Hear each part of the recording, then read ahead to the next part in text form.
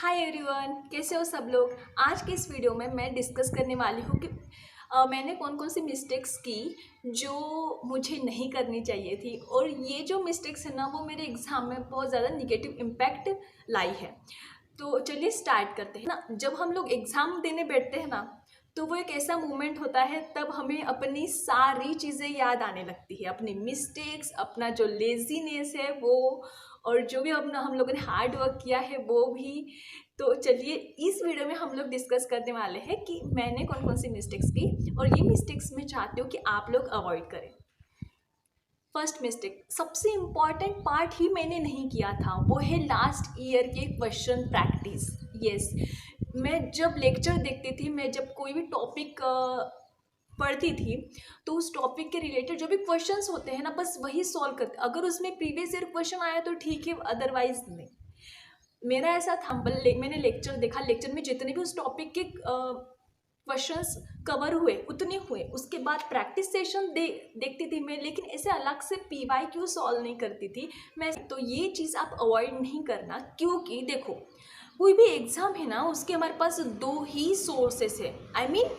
हमारे पास दो ही official things है जिनको हम लोग रेफर कर सकते हैं। कोई भी एग्ज़ाम लो, उसका एक तो सिलेबस होता है जो ऑफिशियल होता है, और दूसरा है प्रीवियस ईयर क्वेश्चंस, वो भी ऑफिशियल थिंग है। बाकी सब तो हम लोग बनाते हैं नोट्स वगैरह, बाकी सब तो ठीक है, लेकिन ये दोनों जो इम्पोर्टेंट चीज़ें ना वो नहीं छोड़ना, सिलेबस के अंदर ही रहना, और प्रीवियस ईयर क्वेश्चन सारे के सारे सॉल्व करना, जितने पॉसिबल हो सके ना उतना पॉसिबल आप लोग सॉल्व करना। सेकेंड थिंग है कि मैंने सिलेबस तो कंप्लीट कर लिया, मैं सारा नहीं, 99% तो मैंने सिलेबस कंप्लीट कर लिया था, लेकिन मुझे ना जब बाद में ऐसा लगा कि काश मैंने इम्पॉर्टेंट टॉपिक पे ज़्यादा ध्यान दिया होता तो अच्छा होता। मैंने सिलेबस में जितने भी टॉपिक लिखे थे ना वो सेम लेवल पे पढ़े। ऐसा नहीं कि ये टॉपिक इम्पॉर्टेंट है तो इसको ज़्यादा वेटेज दूँ, ये वाले टॉपिक इम्पॉर्टेंट नहीं है तो इसको कम वेटेज दूँ। नहीं, मैंने सारे टॉपिक्स को इक्वली वेटेज दिया था।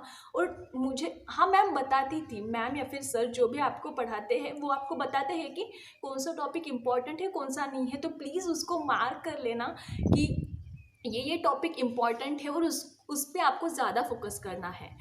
कुछ टॉपिक्स ऐसे जैसे electrochemistry, chemical kinetics, coordination, compounds, और कुछ ऐसे टॉपिक्स हैं जिनमें से ज़्यादा नंबर ऑफ क्वेश्चंस आने के चांसेस होते हैं। ठीक है, सरफेस केमिस्ट्री ऐसा एक टॉपिक है जिनमें से एक ही क्वेश्चन आता है। ठीक है, तो उसको आप कम इम्पॉर्टेंट मान सकते हो, लेकिन उसमें से भी एक क्वेश्चन आता है। तो मैंने ऐसा नहीं सोचा था कि कौन सा टॉपिक इम्पॉर्टेंट है कौन सा नहीं है, मैंने सारे इक्वल लेवल पे पढ़ाई की थी। तो अब मुझे ऐसा लगता है कि काश मैंने अगर इम्पॉर्टेंट टॉपिक पे ज़्यादा ध्यान दिया होता, ज़्यादा क्वेश्चंस प्रैक्टिस की होती तो ये अच्छा होता। थर्ड थिंग है कि मैं ना जो टॉपिक मुझे इजी लगता था उसके मैं प्रैक्टिस सेशन छोड़ देती थी। मैं ऐसा सोचती थी कि ये टॉपिक इजी है, मुझे अच्छे से समझ गया है, मुझे याद भी रहेगा, तो इसकी क्वेश्चन प्रैक्टिस करना कोई इम्पॉर्टेंट नहीं है। इतना भी इजी टॉपिक हो, उसके PYQs देखना, उसके क्वेश्चन प्रैक्टिस करना, ये ज़रूर करना। फोर्थ थिंग, एक्चुअली मैंने एग्जाम प्रिपरेशन के लिए ऑनलाइन क्लासेस लगाए थे। मैंने किसी एप्लीकेशन का सब्सक्रिप्शन लिया था, तो वहाँ पे ना लाइव क्लासेस होती थी, लेकिन मैंने एक भी कोर्स मतलब अब सिलेबस में जितने भी टॉपिक्स हैं ना, उनमें से मैंने एक भी लाइव अटेंड नहीं किया है। जी हाँ, क्योंकि मैं घर पे रहती थी, कब मम्मी मुझे आवाज़ देती थी, कब मुझे उठना पड़ता था, मुझे भी नहीं पता होता था, तो इसलिए मैं लाइव थोड़ा अवॉइड करती थी, क्योंकि फिर डिस्टर्बेंस भी ज़्यादा होता था मेरे घर पे। और अपने ऑनलाइन क्लास लिए हो तो प्लीज़ उसका आप लाइव देखो, रिकॉर्डेड मत देखना, क्योंकि अगर आप रिकॉर्डेड देखना चाहोगे तो वो एक पे एक पेंडिंग रहेगा, और फिर ऐसा लगेगा कि इतना सारा बर्डन हो चुका है, अब मैं कैसे कंप्लीट करूँ। लेकिन आप अगर लाइव की आदत डालोगे ना, अपने आप सिलेबस ईजीली हो जाएगा कंप्लीट। तो मैं चाहती हूँ कि ये सारे पॉइंट्स आप अवॉइड करें और अपने एग्जाम में बेस्ट दें। Wish you all the best. Thank you for watching video. Bye.